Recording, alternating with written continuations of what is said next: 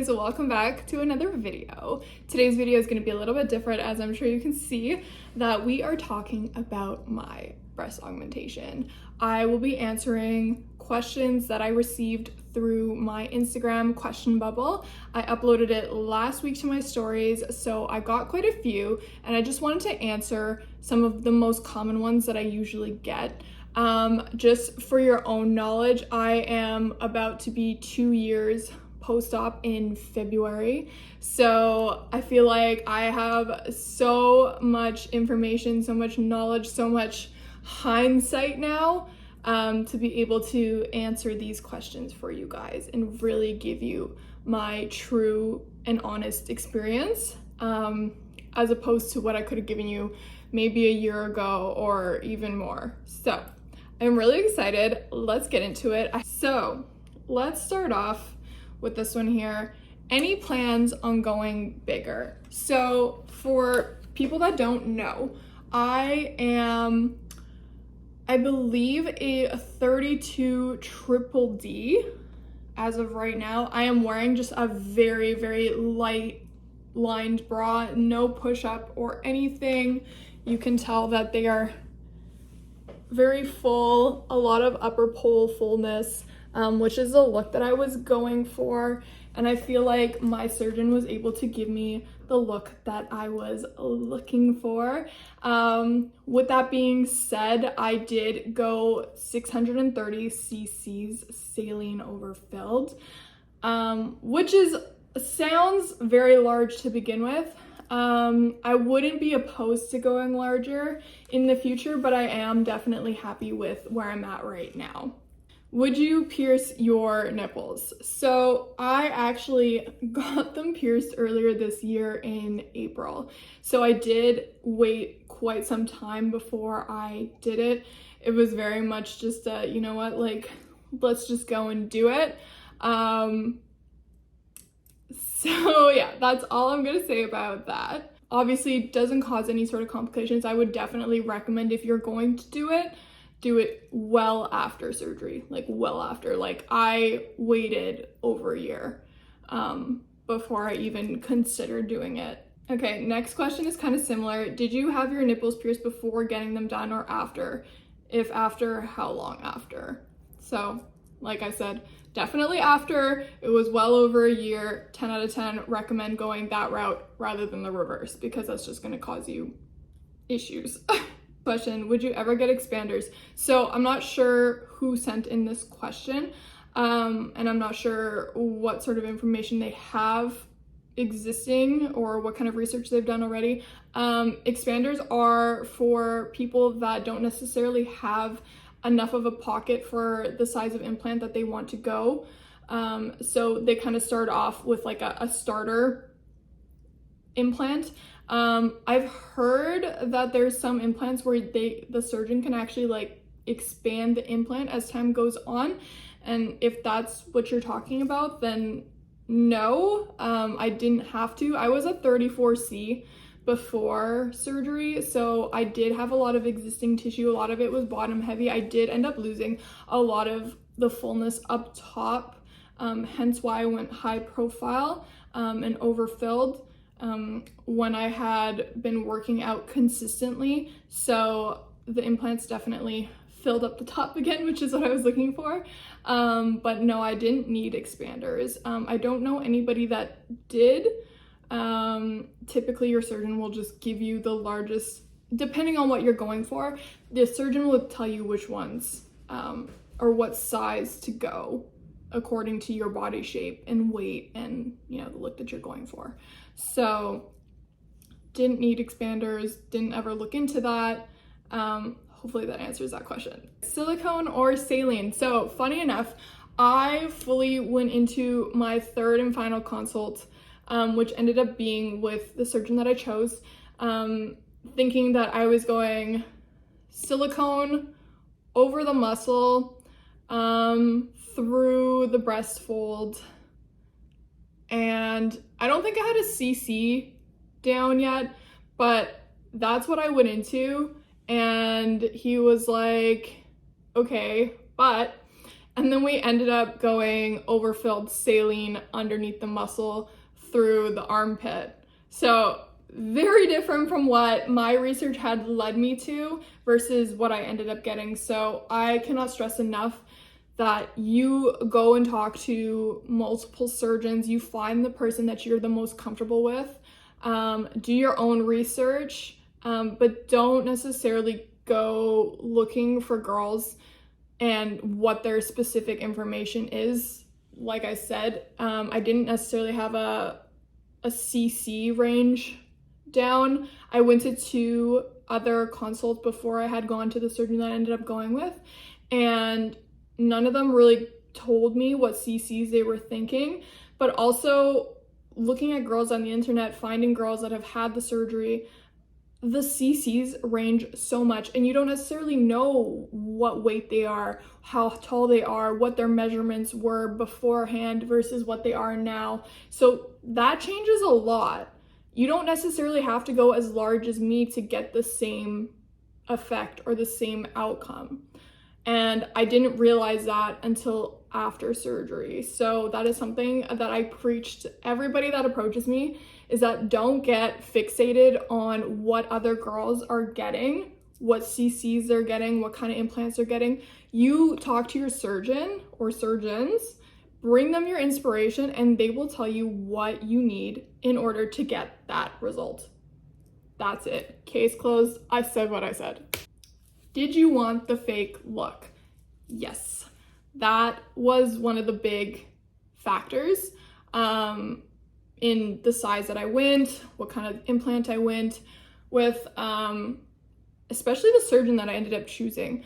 It is really important to look into your surgeons and see what kind of results they produce, because I went to 2 other surgeons before I went to the one that I ended up choosing, and they only did natural and semi-augmented looks. So the first one was absolutely not going to give me what I wanted. My inspiration was Annalise Melton. I don't know if any of you know who she is, but she was my inspo, and I went in with all of my photos screenshotted of hers, and I was like, give me her look.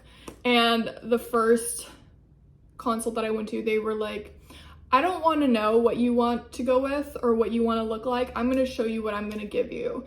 And when I saw the 3D rendering, I was like, this is absolutely not what I want. I am not spending the money on something that I don't want. And I believe they ended up being the most expensive quote that I got. So I'm just so glad that I didn't just turn away or run from potentially having the surgery after that consult, because I was very, very, very discouraged after that consult. So they were a no. And then the second one, they were lovely. They actually did want to see what my pictures were like, but they weren't comfortable necessarily giving me the fully augmented look. They were like, we can give you a variation of that, but we're not going to give you exactly that. And they were heavily imposing what their ideal look was onto me, and it just wasn't something that I was interested in. So ultimately I didn't end up choosing them. If I wasn't going for something as dramatic as what I ended up going with, I definitely would have gone with that second surgeon, but he wasn't going to give me the look that I wanted. And then when I went to my third consultation, the look that I was going for is literally what he specializes in. So it was really, really a seamless consultation. And I was like, this is it. This is the one. This is where I want to go. So yes, I did really, really want the fake augmented look. But just make sure you're going to a surgeon that does that certain look, that produces that certain look constantly, because they're going to give you the best result. Does your boyfriend/husband like them? Of course. He was very, very involved with the whole research process, the consultations. He was literally there for everything. So, of course, the end result is ideal. But I definitely couldn't have gone through the whole process, even recovery, without him. There's no way you can do it on your own. And it was also just really nice having him in the consults with me. The first consult, he wasn't allowed to come in at all. The clinic told him no. The second consult, he was allowed to come in. And then the third one, he was also allowed to come in. And honestly, he just asks such good questions, and questions that I wasn't necessarily thinking of. So it was just really nice to have him there. It's also a lot, like there's a lot going on when you're in these consultations, you know, like you're usually like half naked.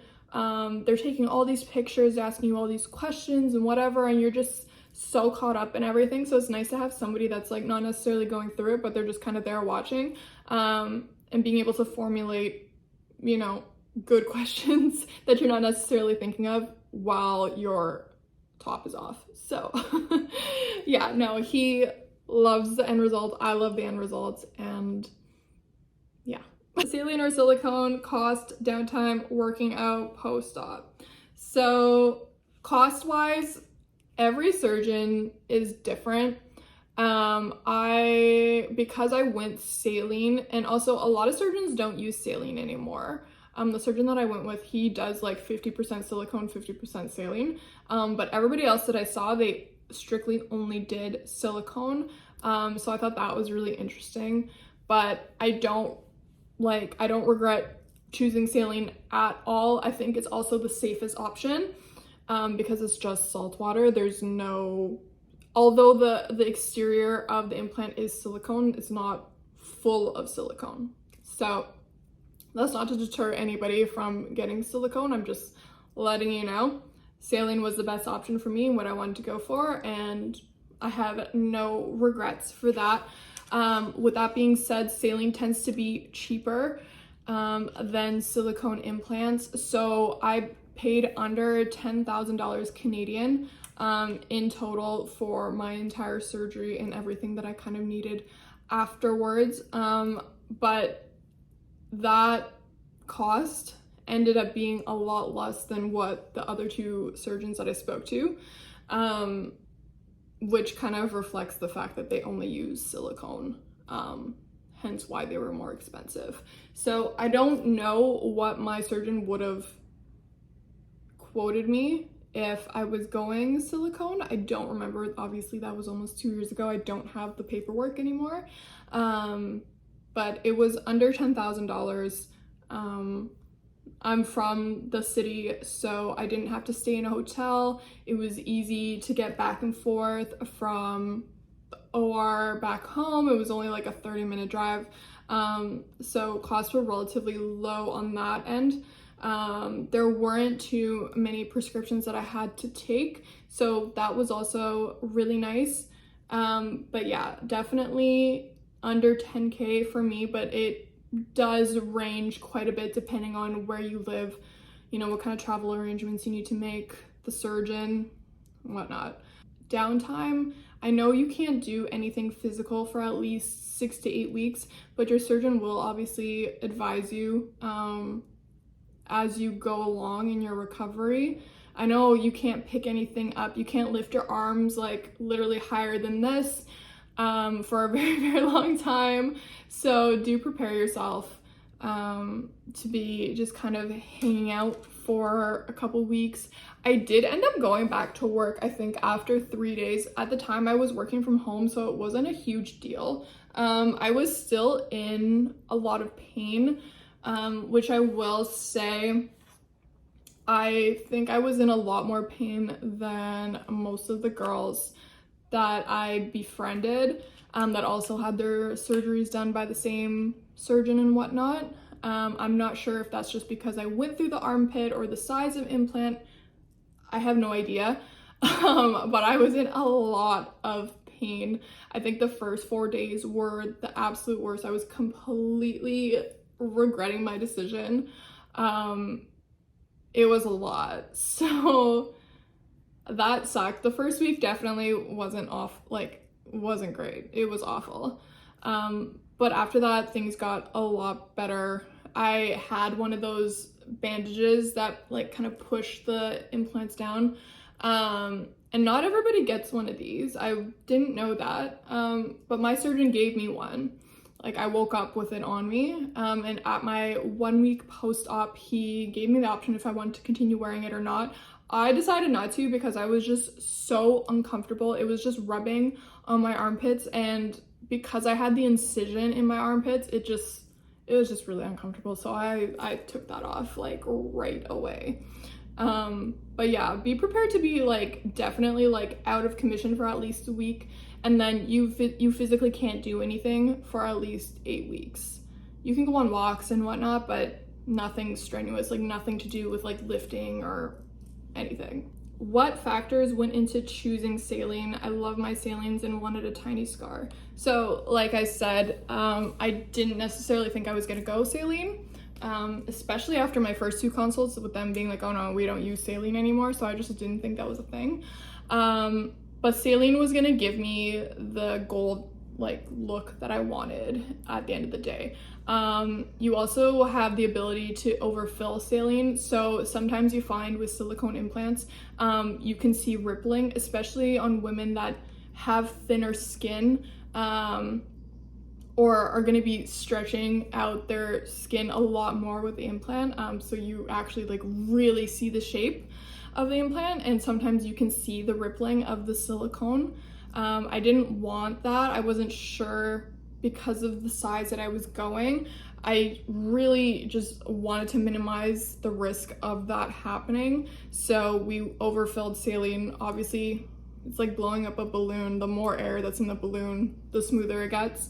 So that's essentially what we did. Is your nipple lower than they were post-surgery because of the size? No, I haven't noticed any difference.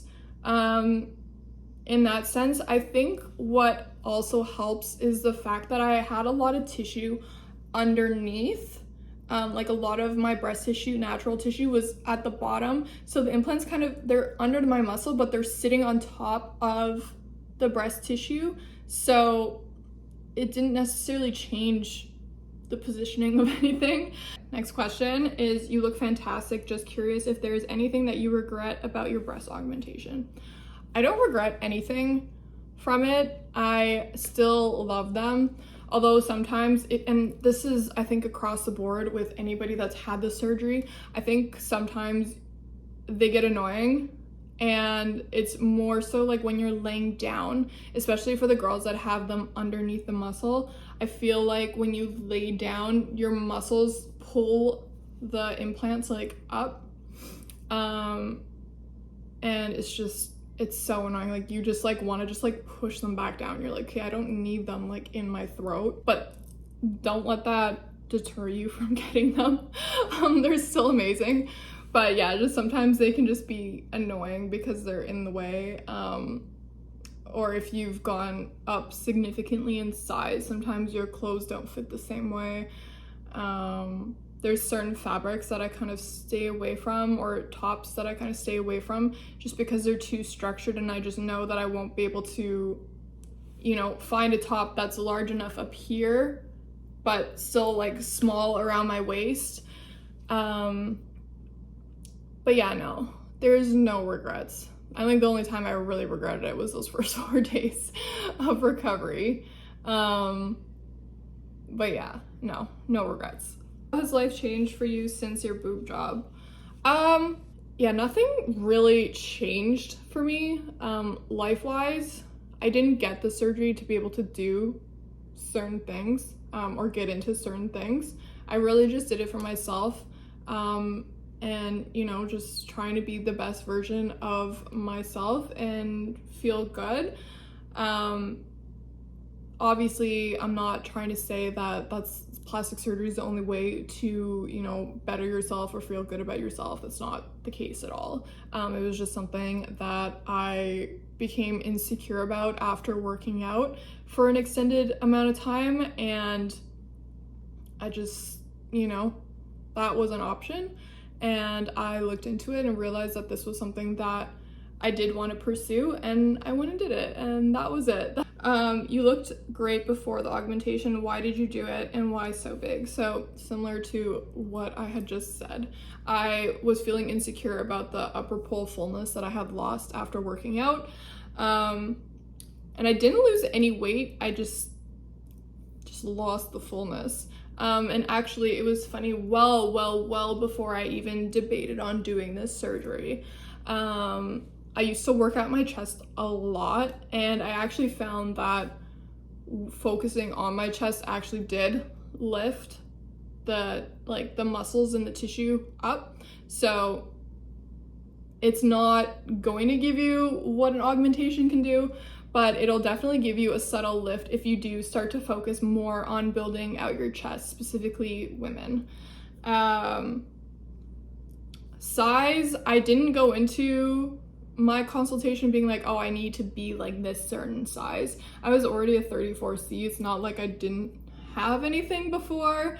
But I wanted a certain look, and to be able to get that certain look with the measurements and the existing tissue that I had or have, I had to go that size.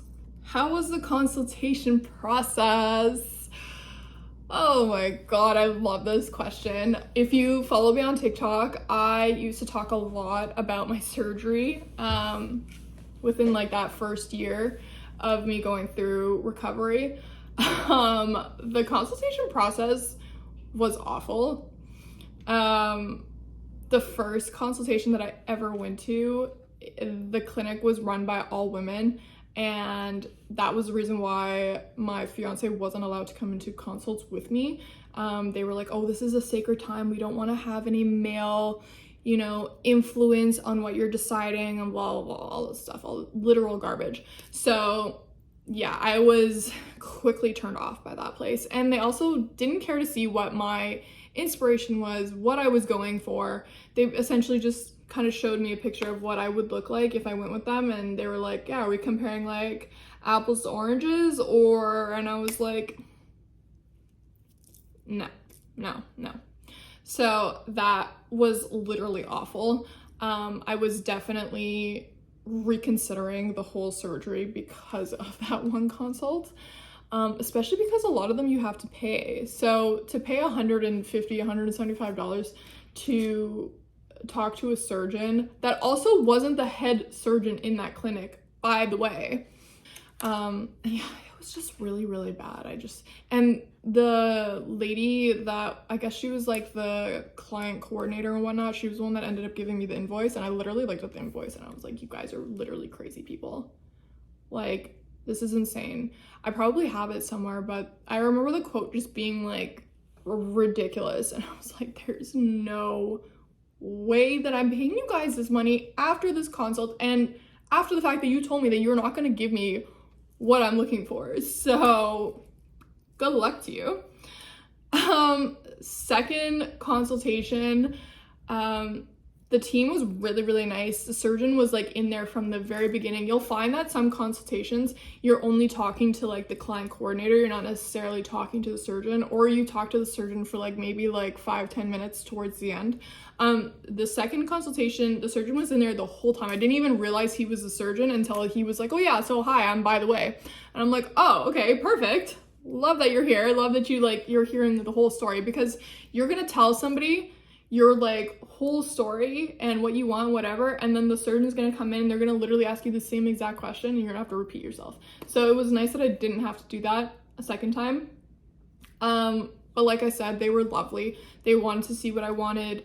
They gave me some options, and I think he maxed me out at 580 cc's, which was silicone, and I think it was high profile. I think it could have been moderate.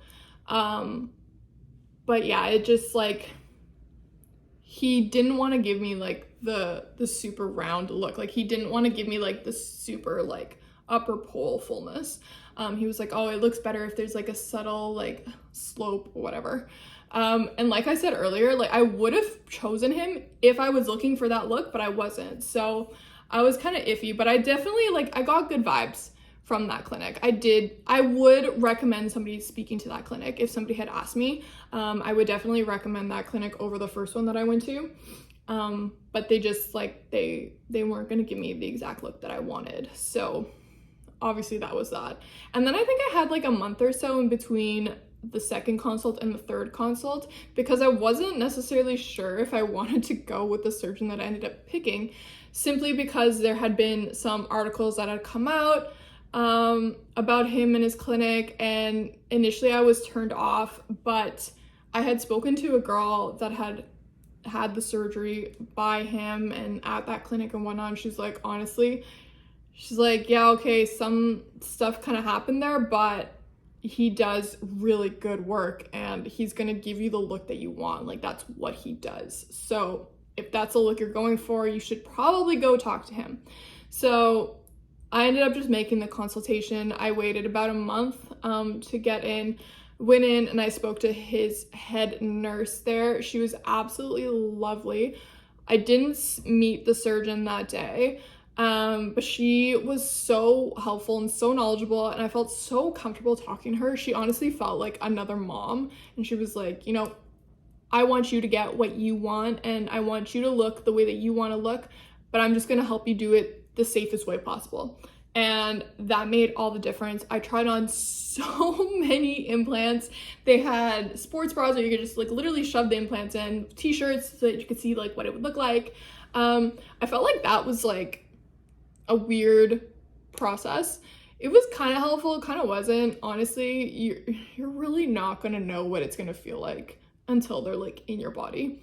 And just having them kind of sit inside a sports bra does not feel like what they feel like inside your body.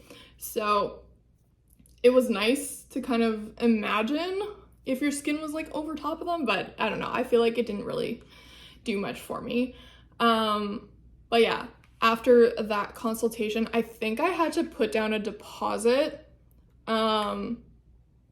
So we did, and then that's when I had my sizing appointment, and that's when I ended up finally meeting my surgeon, and he just kind of went over what we had talked about in my initial consultation, and then that's when we really just like hammered down what kind of implant I was gonna do, the size, whatever. So literally like all the details. And then yeah, I think that's when I got the final invoice for what it was gonna cost, and he ended up getting me in for surgery, I think like 2 months after that. So it's fairly quick. That one was fairly easy. But yeah, the consultation process as a whole and just doing your research is a lot, and it can be really discouraging. So definitely do your research on surgeons in your area, and definitely only speak to the surgeons that produce the work that you're looking for. Pro tip, don't forget that. How long were you in pain? So a good 4 days where it was absolutely crippling. But that's not the case for everyone. Everybody's recovery is different, so don't let that scare you.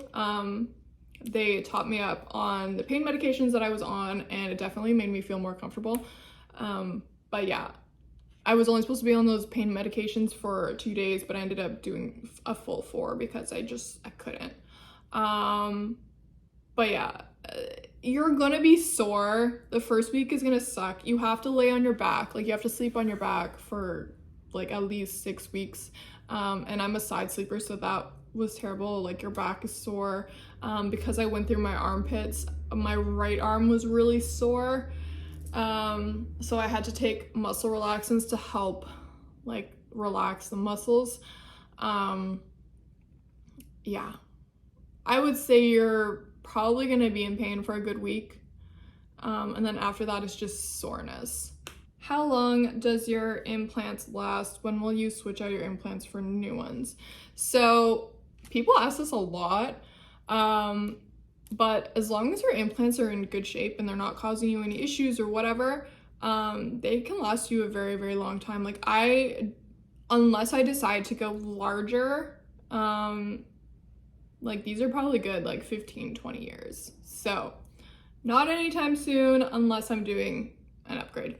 And that is the end of my questions. Thank you to everybody that had sent in those questions. I love being able to give out information about the surgery, because I remember when I was doing research and my fiance was doing research, there weren't a lot of people that were open to sharing their experience or, you know, their recommendations or just advice in general. So now that I've gone through it, I definitely want to be a resource of information, advice, just general help, just general support even, for people that are interested in pursuing this surgery or have gone through it. Like I said, I always have my DMs open. I'm always happy to answer your questions regarding the surgery, especially now almost being 2 years post-op. I feel like I have a lot of knowledge to share, and I'm always happy to answer any sort of questions that you guys have. I will have all of my actual details in the comment section, so if you need to know my specifics, feel free. Also, this is my Instagram. Feel free to scroll through. You can see where I was pre-op and post-op. I also have a breast augmentation highlight on my Instagram where I answered a whole bunch of questions, I think like a couple weeks or a couple months after my surgery. So there's also, information there. So definitely take a look at that if you're looking for more answers or new questions that you hadn't really thought about. So I hope you guys enjoyed this video. I will see you guys in my next vlog, and thank you so much for watching.